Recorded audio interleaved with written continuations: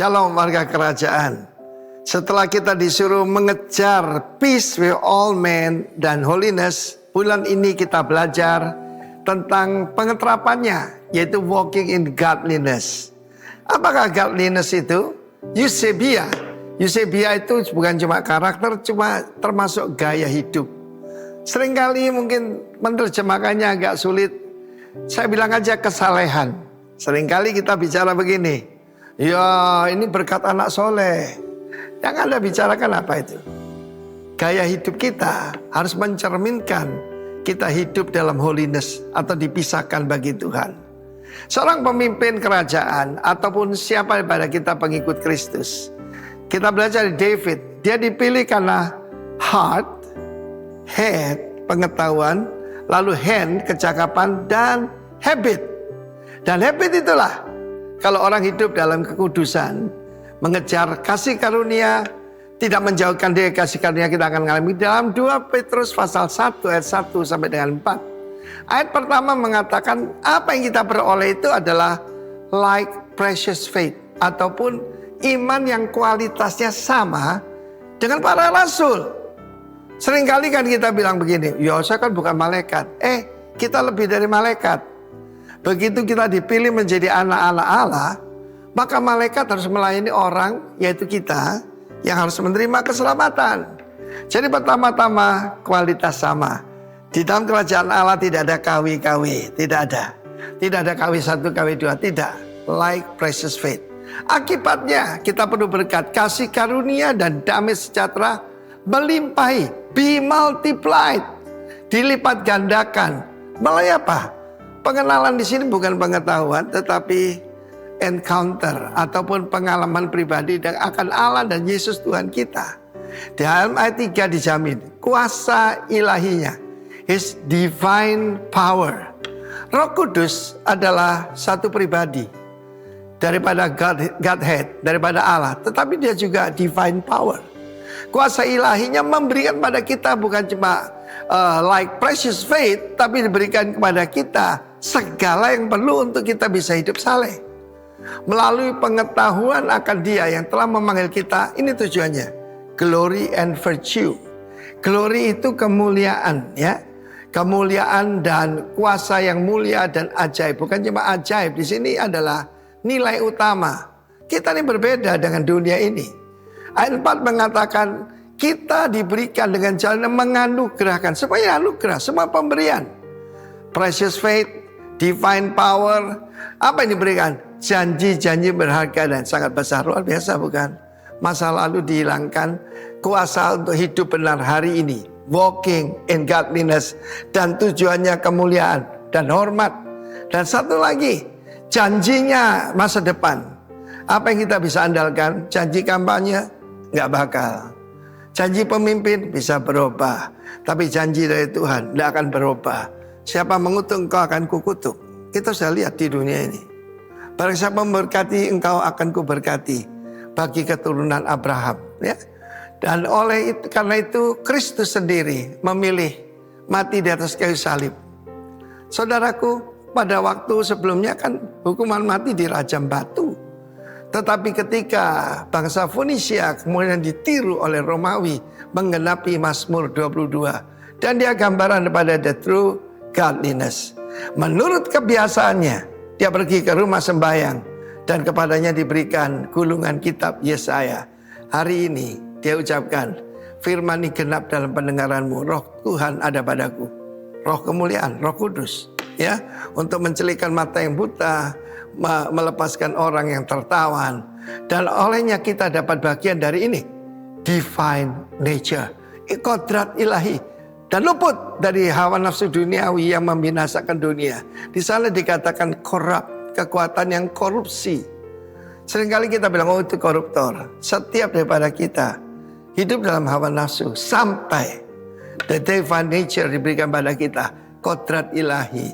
Sebagai contoh, meskipun mirip, kucing dengan singa itu berbeda. Beda kodratnya ya. Manusia dengan binatang juga beda. Tuhan memberkati kita. Terimalah iman yang sama dengan Rasul Petrus dan para pemimpin yang lain. In Jesus name, amen. Silakan duduk Bapak Ibu yang dikasihi Tuhan, Shalom. Tema bulan ini, bulan Agustus, adalah walking in godliness. Artinya berjalan di dalam kesalehan. Ya, bagi kita yang sudah terima renungan harian, King's Word, ya kita sudah tahu bahasa aslinya itu Eusebia, juga sudah disampaikan oleh Pak Arifin tadi. Jadi kesalehan, saleh itu bahasa aslinya itu Eusebia. Arti daripada Eusebia itu hidup dalam iman yang nyata. Apa itu hidup dengan iman yang nyata? Kalau kita mengatakan kita percaya kepada Tuhan, maka hidup kita itu kita benar-benar mengandalkan Tuhan. Jadi bukan mengandalkan kekuatan kita, mengandalkan harta kita, posisi kita, jabatan kita, tidak. Tetapi di dalam hidup kita, kita kalau mengatakan percaya kepada Tuhan, kita sungguh-sungguh mengandalkan Tuhan.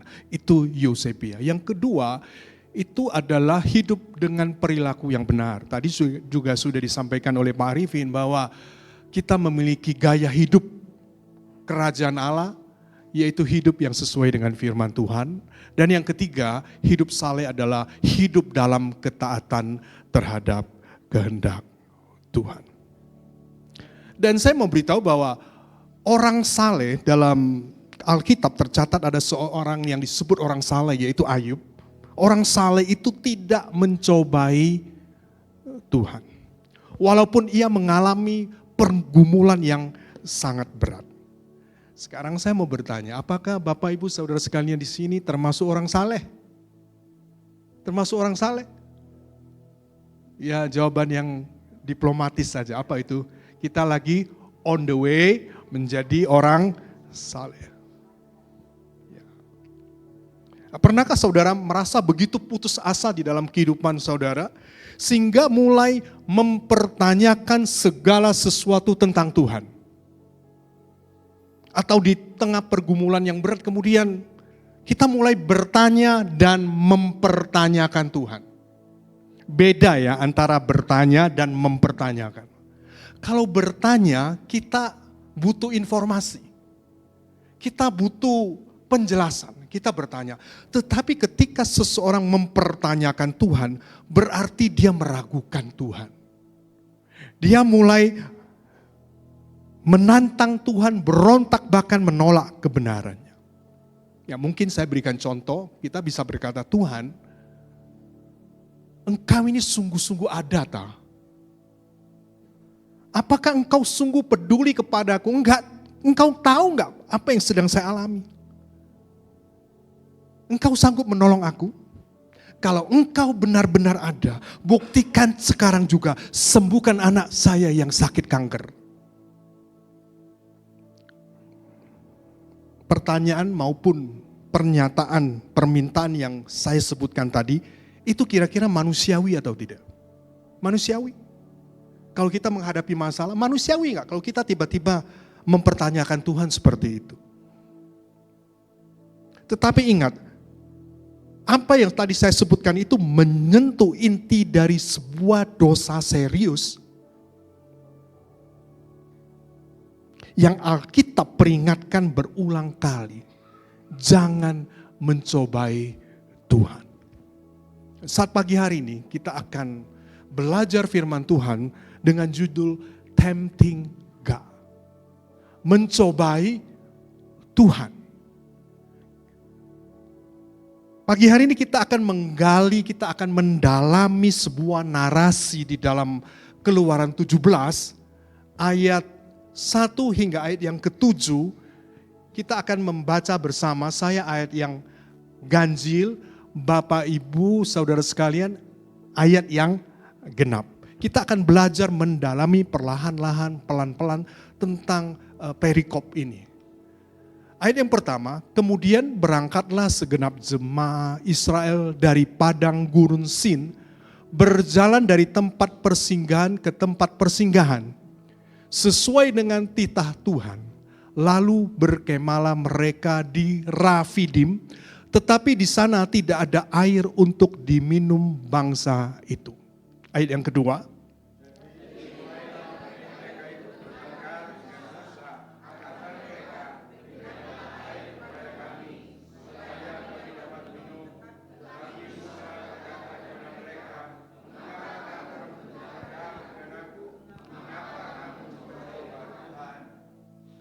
Ayat yang ketiga, hauslah bangsa itu akan air di sana, bersungut-sungutlah bangsa itu kepada Musa dan berkata, mengapa pula engkau memimpin kami keluar dari Mesir untuk membunuh kami, anak-anak kami, dan ternak kami dengan kehausan?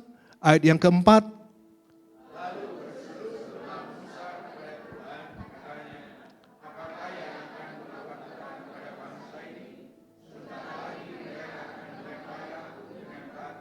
ayat yang kelima, berfirmanlah Tuhan kepada Musa, berjalanlah di depan bangsa itu dan bawalah beserta engkau beberapa orang dari antara para tua-tua Israel, bawalah juga di tanganmu tongkatmu yang kau pakai memukul sungai Nil dan pergilah. Ayat yang keenam,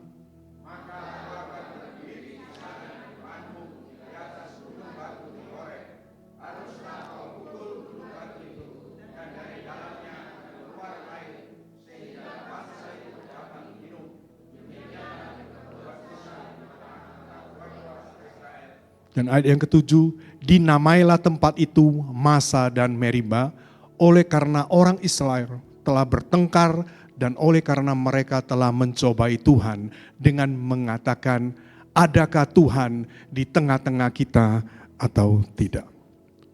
Jadi untuk memahami parahnya dosa bangsa Israel di Rafidim, kita harus melihat kembali perjalanan mereka. Ini bukan pertama kali mereka menghadapi kesulitan.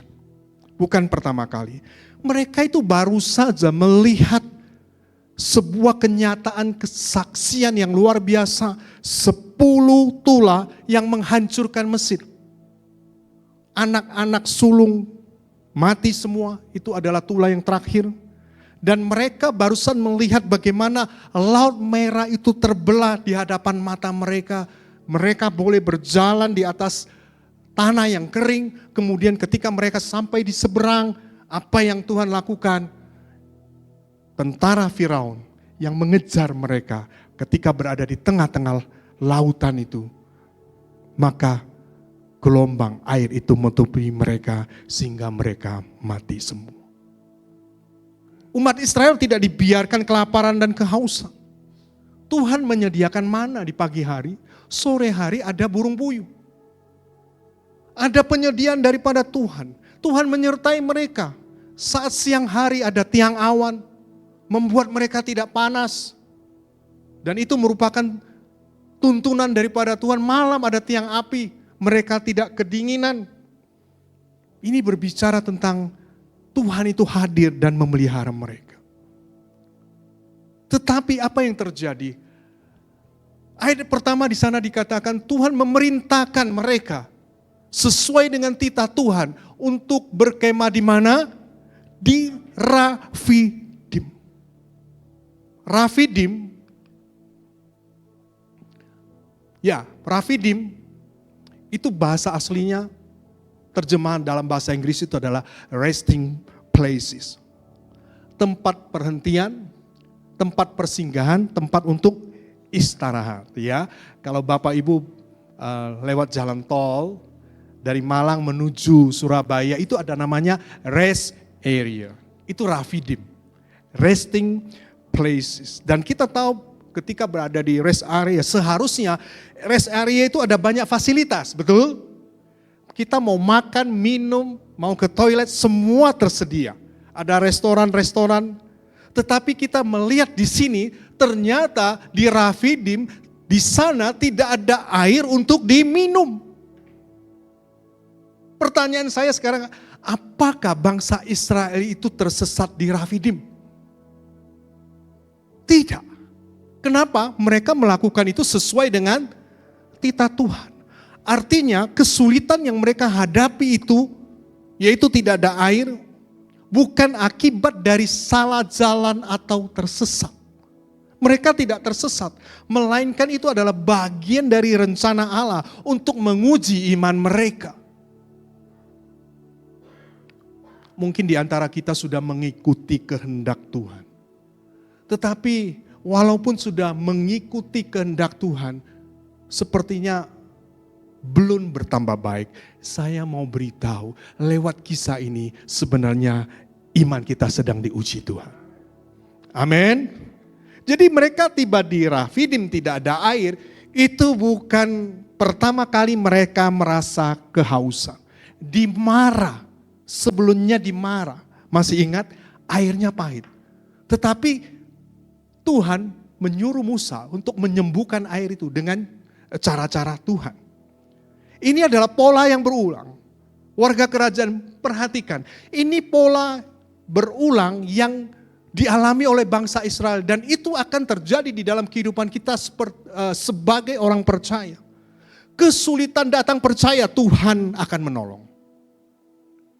Ada kebutuhan, Tuhan menyediakan. Gak ada aminnya. Masalah datang, Tuhan selesaikan. Ada musuh, Tuhan beri kemenangan. Itu adalah pola Tuhan bagi orang Israel dan itu akan terjadi bagi kita orang percaya yang sungguh-sungguh berharap kepadanya. Namun kali ini reaksi mereka sangat parah. Sebab kenapa? Perhatikan ayat yang kedua. Mereka bertengkar dengan aku, kata Musa. Mengapa kamu mencobai Tuhan? Jadi dosa yang mereka lakukan itu sangat parah. Yaitu mereka mencobai Tuhan. Ya, kita akan melihat di ayat yang ke-7. Mereka berkata, adakah Tuhan di tengah-tengah kita atau tidak?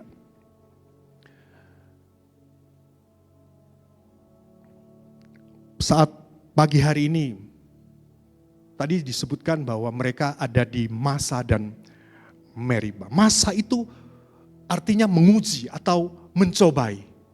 Kata Massa itu. Biasanya Tuhan yang menguji manusia. Betul? Tuhan izinkan cobaan terjadi atas manusia. Tetapi kali ini berbeda. Manusia yang mencobai Tuhan, manusia yang menguji Tuhan. Mereka melakukan hal tersebut sebab mereka ragu dan tidak percaya kepada Tuhan. Itu yang disebut dengan mencobai Tuhan. Sementara Meriba itu artinya pertengkaran, perbantahan, perselisihan. Ini mencerminkan sikap hati mereka. Bukannya ketika mereka menghadapi masalah, mereka datang kepada Tuhan dengan kerendahan hati, berdoa, meminta belas kasihan kepada Tuhan. Tetapi kita melihat mereka memiliki hati yang menantang Tuhan, yang menuntut dan memberontak terhadap otoritas Allah. Oleh sebab itu pada saat pagi hari ini, apa itu mencobai Tuhan? Pertama, di dalam ayat 7 di sana dikatakan apa? Adakah Tuhan di tengah-tengah kita atau tidak? Jadi yang pertama, tempting God, mencobai Tuhan itu adalah meragukan kehadiran Tuhan dan kuasanya. Ini puncaknya. Tuhan sudah melakukan banyak mujizat. Ada banyak hal yang dilakukan bagi bangsa Israel, tetapi mereka meragukan kehadiran Tuhan, keberadaan Tuhan di tengah-tengah mereka. Mereka sudah melihat bagaimana Tuhan sudah menolong mereka. Tetapi ketika mereka menghadapi masalah, mereka mengabaikan semua mujizat sebelumnya. Kebaikan-kebaikan Tuhan yang sudah Tuhan lakukan di dalam kehidupan mereka. Dan mereka mengecilkan Tuhan sebagai sosok yang harus membuktikan dirinya setiap kali ada masalah. Saya mau bertanya sebagai manusia, kita pasti punya masalah. Saya punya banyak masalah, tetapi saya tidak perlu Tuhan untuk membuktikan dirinya untuk menyelesaikan masalah saya. Nanti saya akan jelaskan kenapa hal itu tidak boleh terjadi. Ketika terjadi itu, kita sedang mencobai Tuhan. Pernah di antara kita yang mencobai Tuhan dan bertanya, kalau Engkau Tuhan yang mengasihi aku, mengapa Engkau membiarkan aku terpuruk? Aku gak punya pekerjaan loh Tuhan. Ekonomi saya gak karu-karuan loh Tuhan. Rumah tangga, hubungan suami istri gak beres loh Tuhan. Kesehatan saya semakin hari semakin merosot. Kalau Engkau Tuhan tidak menyembuhkan aku yang katanya ada dan tidak memberkati aku. secara finansial, memulihkan aku akan mencari cara lain di luar engkau. Warga kerajaan, saya mau beritahu pada saat pagi hari ini, kita jangan sampai menjadi seperti orang Israel. Ada apa-apa, ada masalah selalu datang kepada Tuhan. Bukan untuk meminta dengan kerendahan hati Tuhan menolong kita. Tetapi menuntut Tuhan. Aku percaya kepadamu Tuhan. Aku tahu kamu ada. Sekarang selesaikan masalahku. Sebab itu berbicara tentang iman sejati. Dan iman sejati itu tidak menuntut Tuhan membuktikan dirinya. Amin. Sekali lagi kataan bersama-sama. Iman sejati tidak menuntut Tuhan membuktikan dirinya. 2, 3. Tidak perlu. Kondisi kita, apapun yang sedang kita alami, ingat, kita tidak perlu menuntut Tuhan membuktikan dirinya. Yang kedua, iman sejati adalah percaya walaupun belum melihat. Amin. Walaupun kondisi kita belum ada air, kita percaya Tuhan sanggup untuk menyediakan. Tetapi bangsa Israel, mereka tidak datang kepada Tuhan berdoa, meminta dengan hati yang lembut. Tetapi mereka menantang Tuhan. Yang ketiga, iman yang sejati tidak goyah, meski hidup terasa membingungkan dan penuh dengan kepastian. Orang saleh yang memiliki iman sejati dan tidak mencobai Tuhan, salah satunya itu adalah Ayub. Saya mau bertanya, apa saja yang diambil iblis dari Ayub? Apa? Pertama, harta kekayaan Ayub. Diambil semua. Lembu, keledai, domba-dombanya, onta dan lain sebagainya dirampas. Anak-anaknya mati semua. Kesehatannya dari kepala, ujung rambut sampai ujung kaki. Semuanya luka, bernanah. Yang diambil dari iblis bukan itu saja. Diambil dari iblis termasuk dukungan istri Ayub.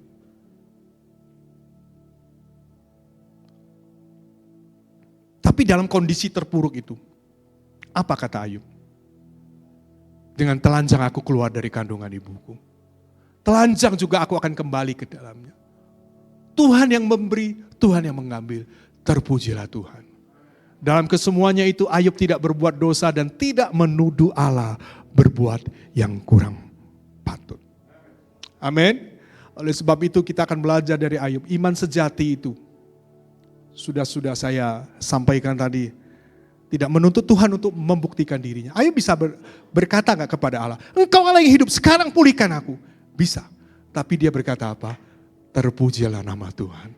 Dan kesemuanya itu Ayub tidak berbuat dosa. Itu yang pertama. Yang kedua, mencobai Tuhan adalah melakukan dosa atau kesalahan yang terus menerus hingga melampaui kesabaran Allah. Allah itu sabar, Bapak Ibu yang dikasihi Tuhan. Tapi kesabarannya itu ada batasnya. Orang Israel ketika ada masalah selalu datang kepada Musa dengan marah, penuh emosi, dan itu dilakukan berulang kali. Ketika di Laut Merah, gak ada kuburan kah di Mesir? Sehingga engkau membawa kami untuk mati di padang gurun.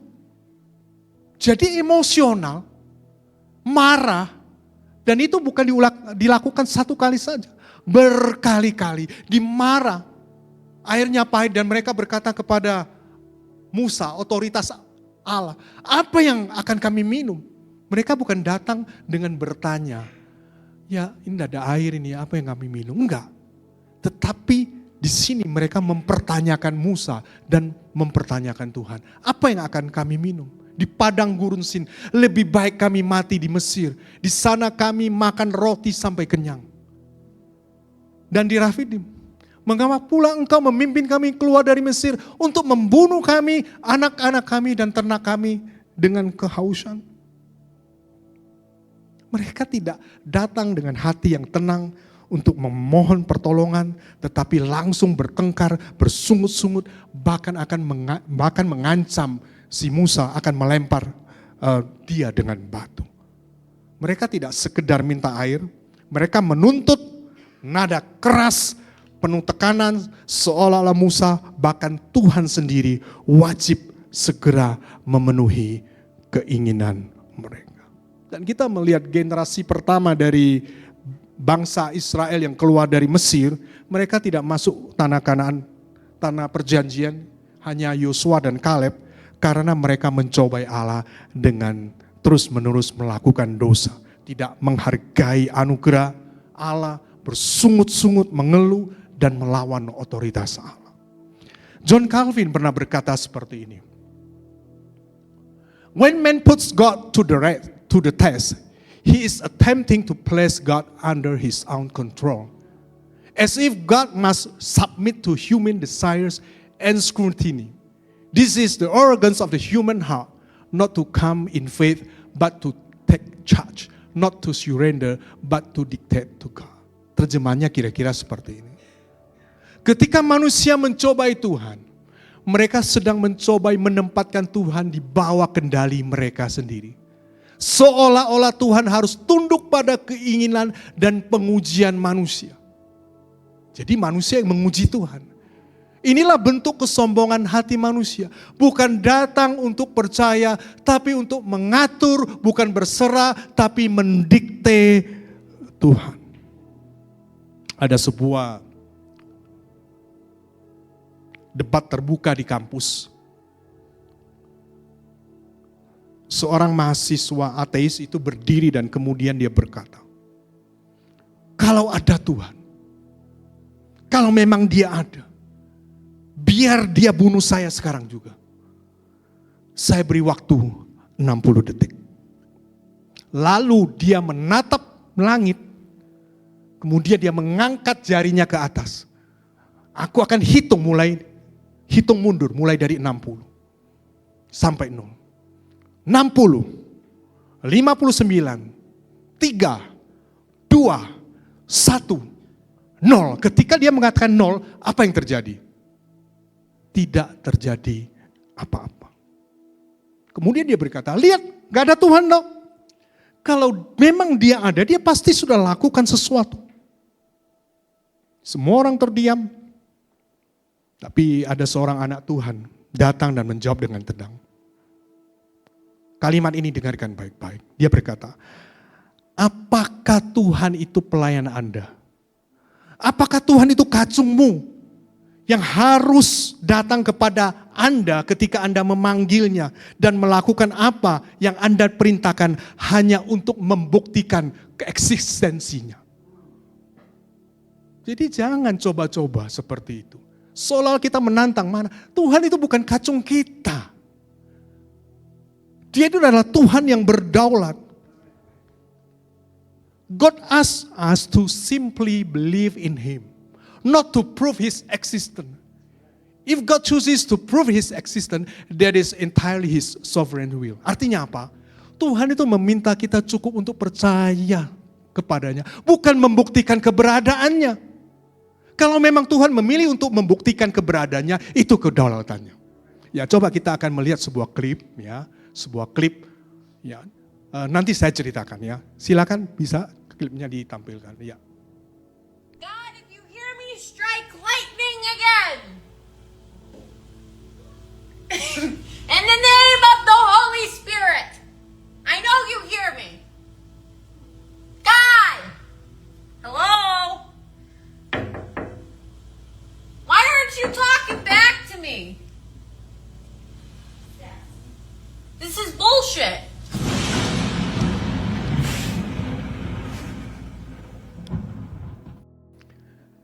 Cewek ini menantang Tuhan. Kalau yang ada, ayo, petir, sambar. Ini kedaulatan Tuhan. Karena Tuhan mau membuktikan kepada dia, dia lakukan itu. Cuman saya dalam hati, untung gak sambar kena kepalanya. Mati pasti. Tapi Tuhan mengingatkan bahwa kalau dia mau menyatakan eksistensinya, dia sanggup. Tapi kalaupun dia tidak menyatakan eksistensinya, dia tetap Allah yang berdaulat. Tepuk tangan buat Tuhan kita.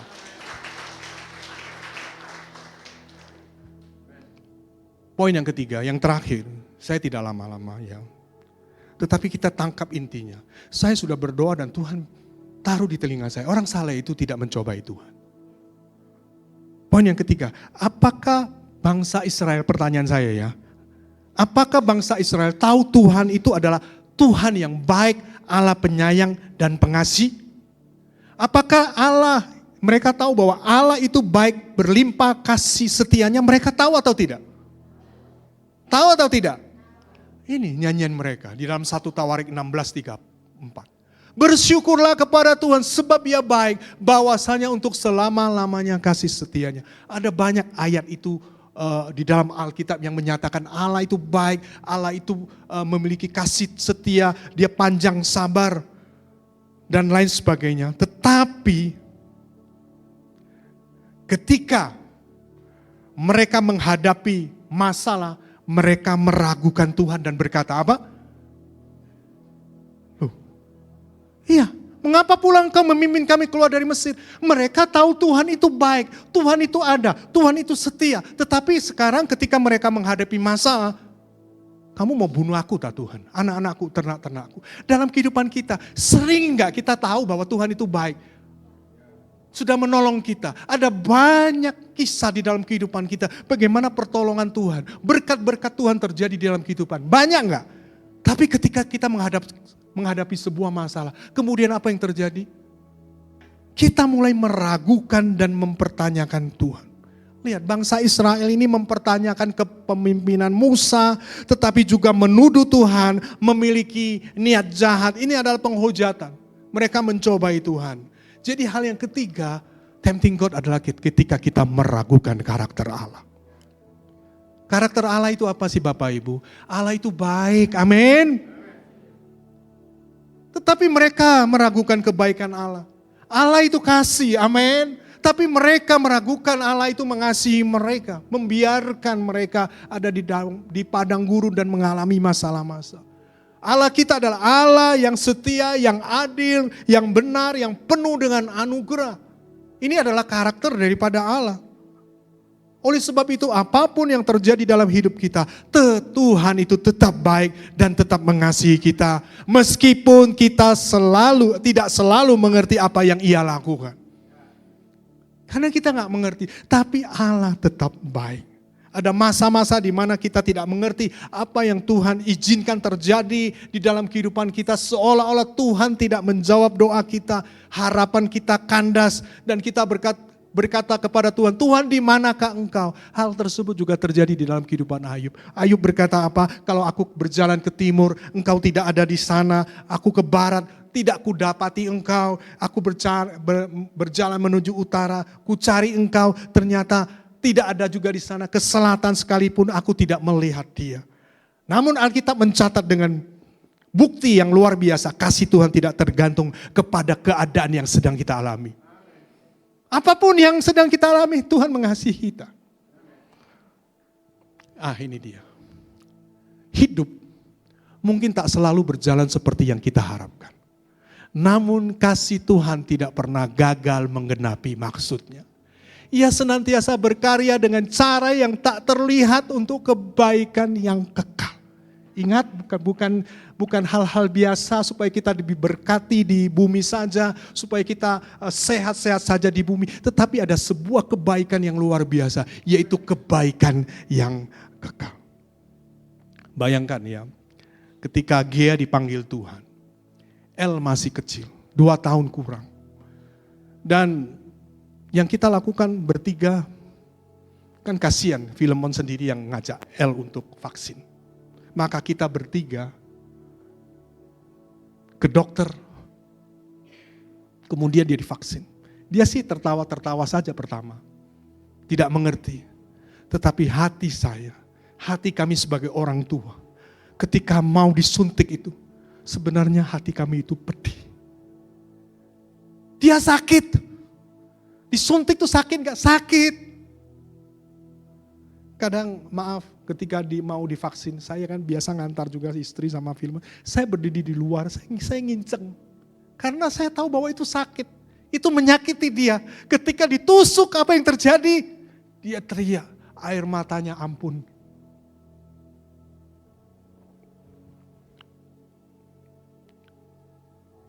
Sebenarnya kita tahu itu untuk kebaikannya. Agar dia terhindar dari penyakit dan tetap sehat. Kami sedih, tapi karena kami mengasihi anak ini. Kami tahu bahwa ia perlu itu. Begitu seringkali hubungan kita dengan Tuhan. Kita ini seringnya tidak melihat gambaran secara utuh dalam kehidupan kita. Tuhan itu sedang mengerjakan sesuatu yang jauh lebih besar dari pemahaman kita. Karena kita tidak paham kenapa hal itu terjadi. Tapi sekali lagi semuanya itu demi kebaikan kita. Oleh sebab itu hal yang ketiga. Apakah itu poinnya? Jangan meragukan karakter Allah. Oleh sebab itu saya mengundang pemusik singer bisa maju ke depan. Pesan firman Tuhan pada saat pagi hari. Jangan mencobai Tuhan dengan meragukan kehadiran dan kuasanya. Saya mau bertanya, apakah Tuhan hadir di tempat ini saat ini? 2-3 orang berkumpul, dia ada di tengah-tengah kita. Jangan mencobai dengan mainan seperti ini. Hargai dia. Dengarkan firman Tuhan sungguh-sungguh, lakukan itu. Jadi jangan kita datang ke gereja itu cuma asal ke gereja. Tetapi mulai saat pagi hari ini kita mulai mengerti, oh ternyata saya belum mengerti ya, artinya mencobai Tuhan. Kita tidak menghargai, meragukan kehadiran. Bener yang hadir ya cuman beberapa orang kita ini, mana Tuhan hadir. Dan kita berpikir dia tidak punya kuasa untuk menolong kita. Meragukan karakternya. Tantangan hidup, kehilangan pekerjaan, penyakit parah, konflik keluarga, krisis ekonomi.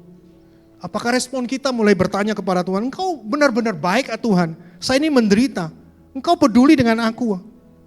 Ini adalah suara hati yang mencobai Tuhan. Ataukah kita berkata, Tuhan apapun yang terjadi dalam kehidupanku, Engkau punya maksud yang baik bagiku. Dan jangan mengabaikan firman-Nya dan menuntut tanda. Karena semua yang kita butuhkan ada di dalam firman Tuhan. Tidak perlu tanda lagi, amin.